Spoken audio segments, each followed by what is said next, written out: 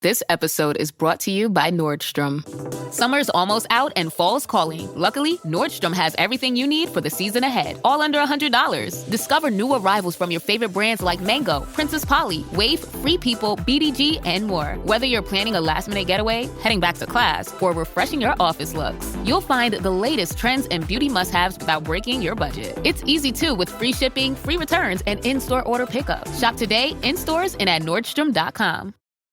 This podcast is brought to you by Carvana. Buying a car shouldn't eat up your week. That's why Carvana made it convenient. Car buying that fits around your life, not the other way around. You can get pre-qualified for an auto loan in just a couple of minutes and browse thousands of quality car options, all within your terms, all online, all on your schedule. Turn car buying into a few clicks and not a full week's endeavor. Finance and buy your car at your convenience on Carvana. Financing subject to credit approval. Additional terms and conditions may apply.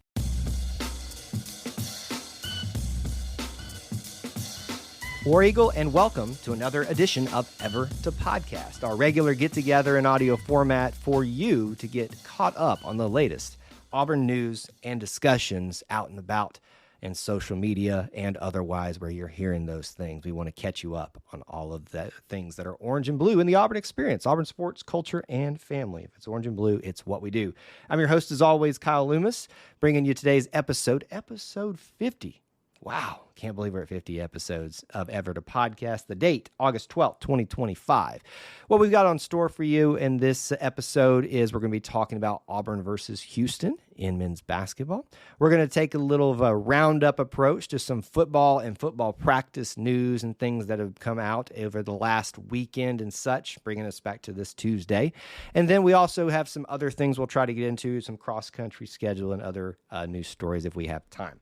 Let's start with some basketball flavor because, folks, you know that's going to be pretty football-driven on everything, not just our content, but everybody's for the next couple of months. So we are going to take the time when we have the opportunity to start off with different flavors for you.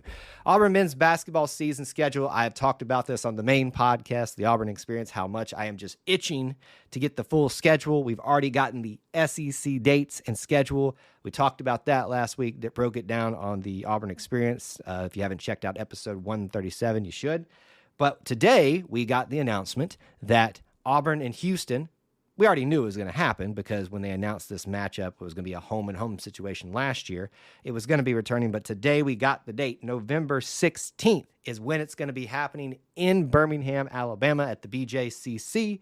Auburn versus Houston, a rematch of two Final Four teams. Now, Houston was a mere few points and seconds away from knocking off Florida for the national title as well, so let's just add that in there. And your Auburn Tigers beat them at a neutral site, yes, but it was in Houston, so right in their backyard last year. So remember, this is the return trip of a home and home, so this will be the last fulfilling those obligations there. Hopefully we'll get to see them again in the future, but I hope that the Auburn family will come and show out at the BJCC because they had a great showing there at Houston as well. We need to return the favor here, and they are looking for revenge. They're not only looking for revenge for Auburn coming back and beating them in Houston, but for losing that national title game. They're probably chomping at the bit with a great coach, Kelvin Sampson. This is a great opportunity for you, the Auburn family, to get a real quick early look, an early test at the men's basketball team to really gauge where they're at early in the season.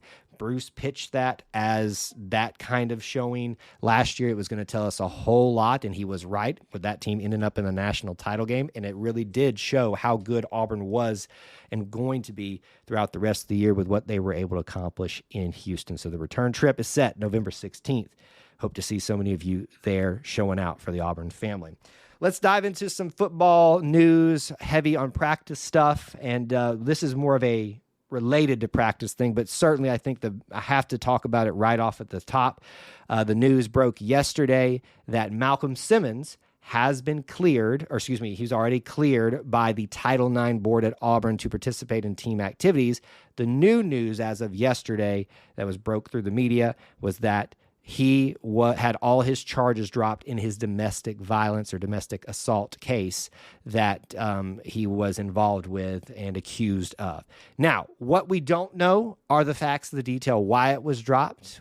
what the workings behind that were. Certainly, I'm sure some of you right now are already rolling your eyes and building opinions that you have no facts to base that on. You certainly are entitled to your opinions, but my encouragement to you is to be very careful with those and assuming too much. Just because you have to be cynical about things or want to be doesn't mean you have to be. Here's what I know. This guy obviously made a poor judgment to be involved in the situation that got him into this, right or wrong. And he also probably, made some poor choices amongst those types of things. But what we do know is that he has been investigated, not only by the legal purposes of this. If the cases were dropped, there obviously wasn't a lot to go on. Or you also have to say this, the Title IX, this is a big thing. University Title IX board cleared him. So here's where we're at with that. Malcolm Simmons is ready to play. He was already cleared to participate in team activities, meaning practices, things like that during fall camp. That should have given you a sign that there probably was something to the rumors that maybe this was going to be dismissed, and it was. I do wish and hope that the alleged victim in all of this is okay and everything that needs to happen in terms of justice for her and what was allegedly happened and involved happens for her. But I also want to recognize that sometimes we all need to take a step back and breathe before we react. And Malcolm Simmons right now, we just need to be thankful, and he does as well, that he gets the opportunity to participate with the Auburn football team. So that's probably the biggest news out of fall camp right now, but certainly there's some other less serious things that we can talk about. Let's talk about the offensive coaches and defensive coaches. They're going to be interviewed this week. Offensive coaches, or some of them have already happened. Defenses will be happening today. We'll be sharing those, whatever's provided through the athletic department, those interviews for you on our YouTube channel, so go check it out there. But we heard from Derek Nix, our offensive coordinator and running backs coach, and we also heard from Ken Austin, our quarterbacks coach. So Derek Nix obviously shared a lot of thoughts. So you want to go check out those interviews, you can on our YouTube channel. But he talked a lot about the running back room being a work in progress. I could already see some Auburn people kind of twitching at that, feeling like that was somehow directly a negative. No, I mean, I think it is a work in progress because they've talked a lot about having to work through some injuries, people probably a little bit behind in drills and things like that they need to be doing because of working back through injuries. Jeremiah Cobb has been recently cleared to start going full contact again.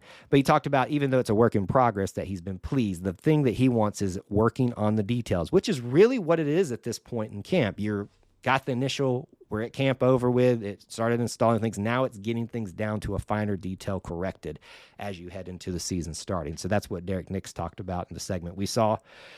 Ken Austin talked a lot about managing quarterbacks from over-processing what a play needs to be successful. I'm telling you that people are going to apply that to Peyton Thorne in the past, and certainly that probably could happen, but that goes even beyond that's just quarterbacks in general. You're running this RPO system.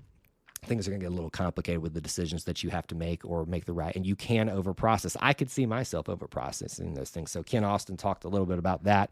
Again, you can watch that full interview if you'd like to on our YouTube channel to hear his perspectives in a little bit more detail. There continues to be great praise for Mabson. He is just making waves in terms of the media noticing him, players giving him shout outs. So did Derek Nix in his interview, talking about how much you forget he is a reclassified guy. He's so young. I think he's still 17 at this point when we're talking, and he's making waves already. So that was also good to hear, right? That the practices this week, they've already had one Monday. This is Tuesday. They'll have one today. They're off tomorrow, and Thursday is when they're going to have a next practice. They're trying to stay on that practice schedule to align with when they'll play on a Friday. So I bet there will be some type of walkthrough game day simulation happening, if not this Friday, but the next couple of Fridays after that, leading up to that Friday, August 29th kickoff with Baylor. So there's your football stuff. All right, cross-country news. I know a lot of you aren't the biggest cross-country fans, but you should at least be aware of what's going on because they're part of the track and field program, which is becoming so prominent under head coach Leroy Burrell. You've also got, in essence, head coach of long-distance running and cross-country, Aaron Kint, who's leading that team. So the cross-country team will have, looks like 4 or 5, I'm trying to count them in my head right now, 5 different meets. The JSU Invitationals, which happen a lot. Foothills Invitational happens in Oxford almost every year, and it feels like Auburn goes to every year now. That's on August 29th. September 12th, they'll be back out there at Huntsville, though, to have a meet hosted by Jack State, the Southern Showcase.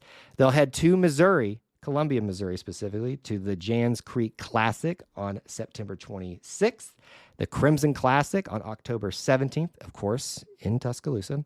And then there will be the SEC Championships, NCAA Regionals, and NCAA Championships. Usually Auburn puts someone in there at least as an individual. Make sure you're paying attention to how they're doing this year so you can stay up to date on all of the Auburn experience and know what's happening for these great athletes, the men and women, for cross country. A couple of final notes. One is a football note. If you are aware, there's a lot of watch lists coming out right now.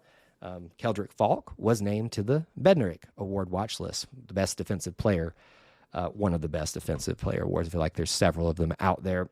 No shock there. This guy is getting so much attention this year from so many different people for the NFL next year, most likely.